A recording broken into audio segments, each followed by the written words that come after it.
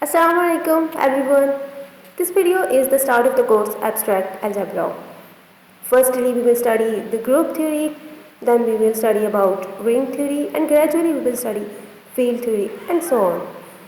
So, what is abstract algebra? The notions that are important to study this course will be discussed in this lecture.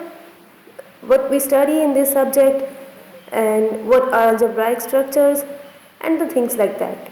So we just start with the definition of a set.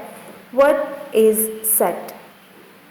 So basically set is a collection of well-defined distinct objects, and it could be anything, like it could be a collection of different birds, collection of different colors, anything you want. Here I listed some common sets that we use more frequently in the whole course. Like we denote by z the set of integers, and we will denote by z static the set of integers except 0. Similarly, we denote by q static the set of rational numbers except 0, so on. And set could be of anything you want, but just keep in mind that elements should not be repeated. Like I write here some alphabets: A, B, C, A, B and D. So if I want to make it a set, so I will just write A, B, C and D.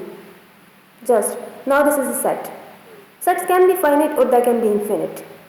Like if I write a set which contains the numbers from 1, 2, 3 up to 10.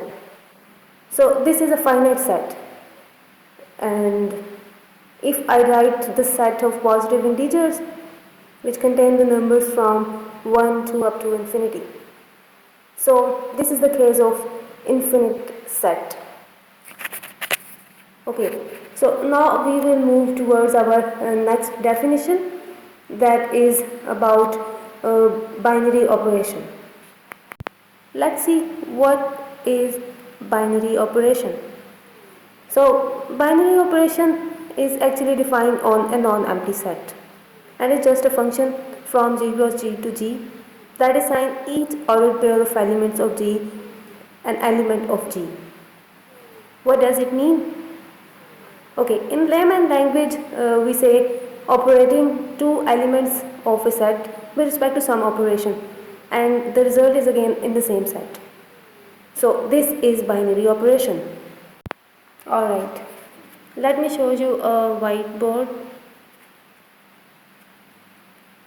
Let me have this set G which contain the elements A, B, C. If we operate two elements A and B, and we get the result C, so then this static will be a binary operation. It could be written as A, B ordered pair and static C, A, B ordered pair static equals to C. So this will be a binary operation. Static will be binary operation. This binary operation could be addition, subtraction, multiplication and division, and even other than these four operations.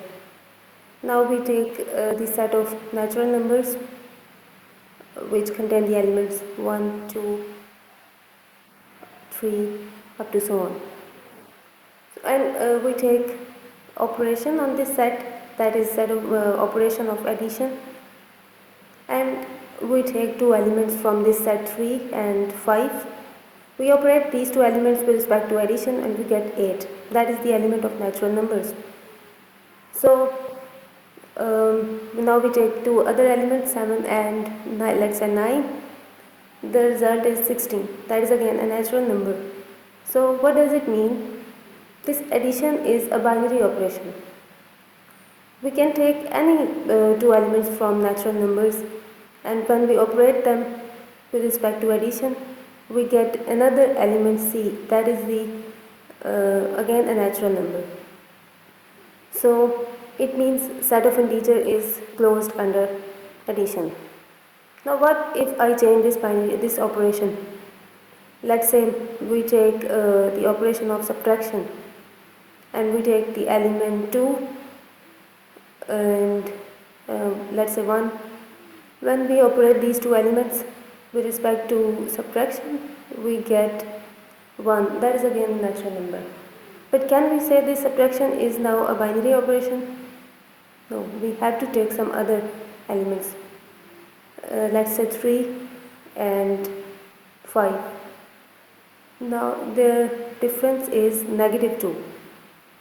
That is not in the set of natural numbers. So means that subtraction is not a binary operation. Or we can say that this set of natural number is not closed under subtraction. I hope you understand the concept of binary operation. Now, abstract algebra is actually a study of different algebraic structures. What does mean by the term algebraic structure? Actually, algebraic structures are nothing but a non-empty sets and are equipped with one or more operations, and they are required to satisfy certain axioms. So, to form an algebraic structure, you need to start with a non-empty set. Throughout this course, you deal with group, rings, fields. These are nothing but algebraic structures. You know, they are non-empty sets, and you define a particular operation on them. And then you list down some properties which have to satisfy those sets. So we call them group, rings, fields, etc. etc. So some examples of different algebraic structures are listed over here, like semi-groups, monoid, group, rings, fields, vector spaces, etc. etc. We will see these are algebraic structure in detail. We will study these algebraic structure, but for now just we see what is mean by semi-group. Let's say on the whiteboard, semi-group. So semi-group for any set, if any set with respect to some binary operation satisfy the associative law. Let me write associative law. If some set satisfy this law, that is, if we take any three elements from this set G and operate them like this: A steric B steric C equals to A steric B steric C. So if some set satisfy this law, the associative law, that is this one, so then this set will be called a semi-group. So this is a semi-group. Now what is monoid? Monoid. Okay. If a semi-group have additional property, that is, if it satisfy identity law. Let me write over here. If identity law. If a semi-group satisfy this law, then that semi-group will be a monoid. What is identity law? If we take any element A and E and operate them like A steric E from both left or right side, E steric A, and the result is again A. So then this E will be called identity element of that set. If we take any element of the set and operate them with E, so this E will not affect that element, so it is called identity element.